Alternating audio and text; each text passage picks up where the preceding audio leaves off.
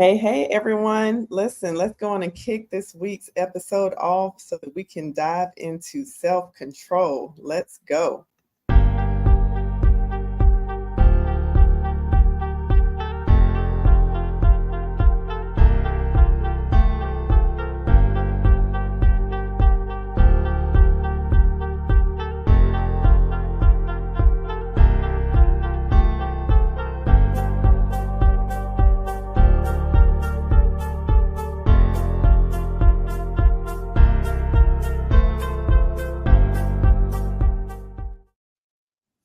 Hey, everyone. Hello.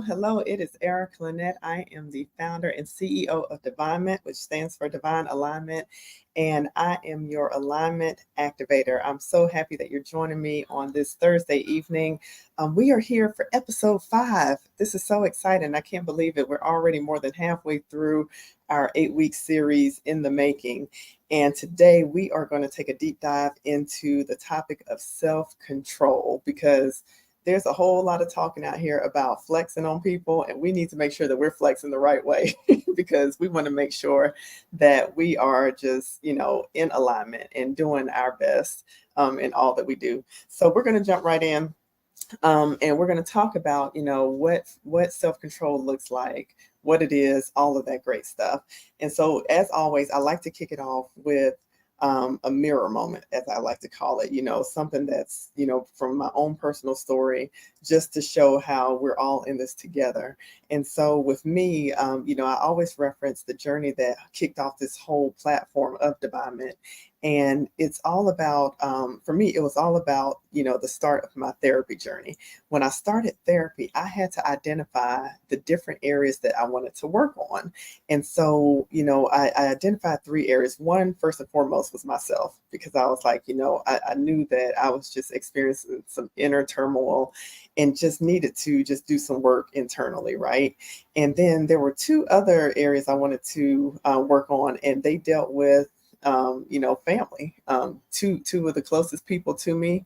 And I wanted to deal with those family dynamics and really understand how I could improve myself and how I could help improve those relationships.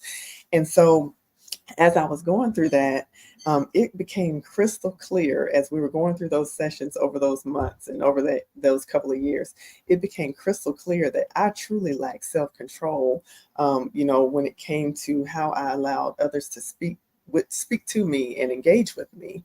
There were a lot of negative behaviors, a lot of negative patterns that I was entertaining and just allowing for years.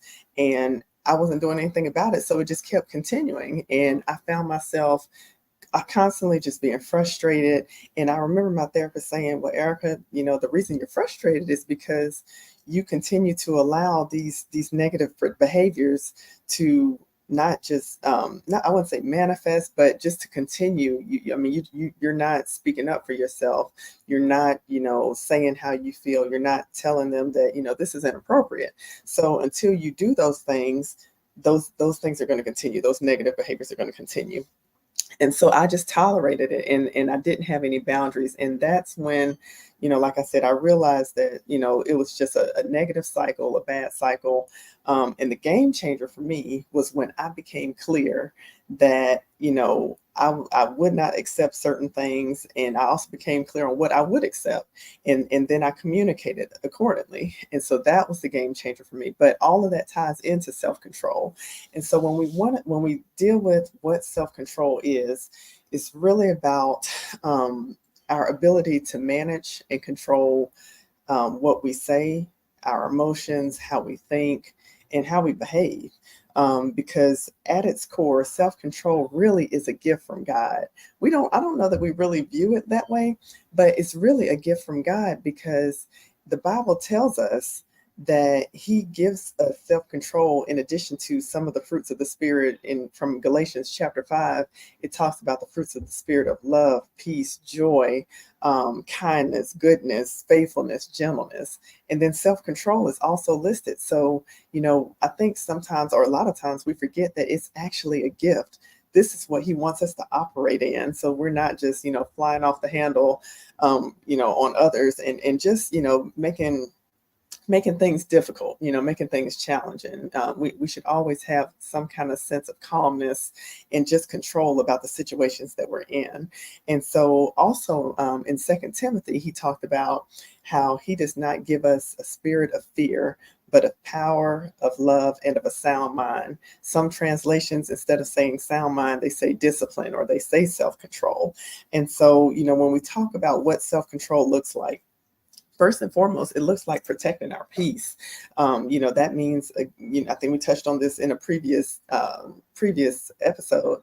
That means avoiding people, places, things that will trigger you, conversations that are unproductive or unhealthy, that don't support your growth or your journey. Setting boundaries, when we can't avoid those things, because it's not going to always be a case where we can just avoid everything that's negative. That's not going to happen. We already know that. But when those negative things do come, or when those triggers do occur, when those temptations do come, at least we can be armed with how to respond. And that's what's most important, to know how to respond appropriately. Then another aspect of self-control, what it looks like, is forgiveness. That's one that I don't think we really talk about that much as well, because, when we forgive, we have the power. We actually have the power when we forgive someone of a wrongdoing. We're saying we're going to leave that in the past.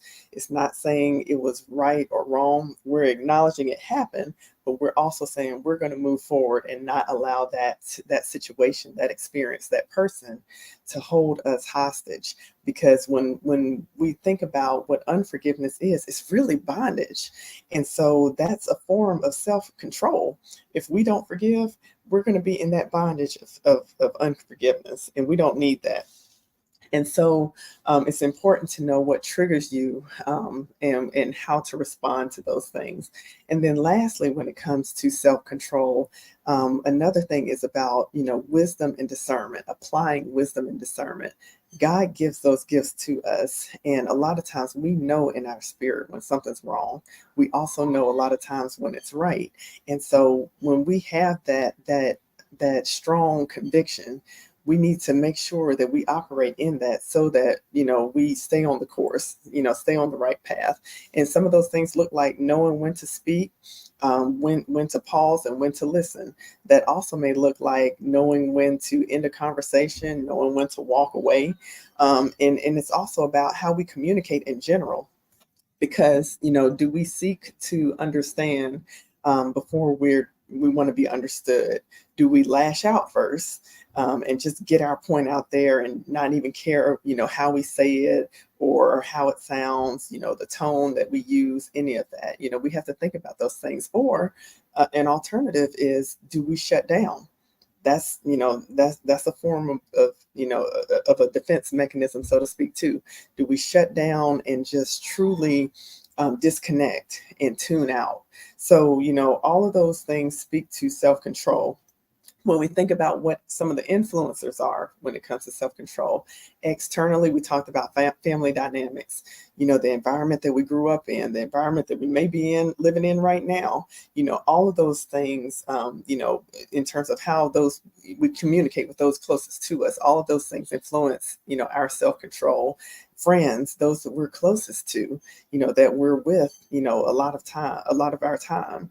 And then also just life experiences, the stuff that we've made it through, that we've survived, but that may have truly had a serious impact on us. And maybe just something that was just really hard to get through.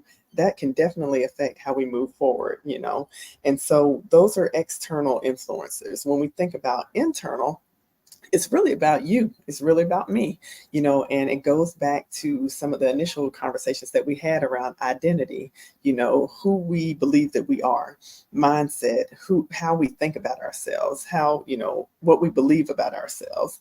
And so, when it comes to those things, we have to realize that when we're talking about self-control in action, we now understand some of the external influences, also some of the internal influences, but it's all about divignment.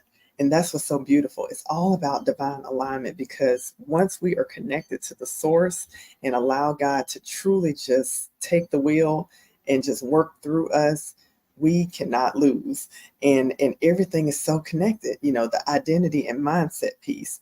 It's all about understanding identity and mindset, again, from God's perspective. Once we understand that and have a firm grip on that and firm understanding on that, that's when we can move in that power and truly understand, okay, now that I know who I am, now that I know how to think about myself, I can have self-control.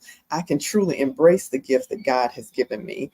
And so, another part of, self-control and action is really about self-care. We talked about that last week. So if you missed last week's episode, or if you need a refresh, please go back and check it out, because we really did a deep dive into understanding what it means to set boundaries, to be mindful of what we watch, what we listen to, the conversations that we entertain.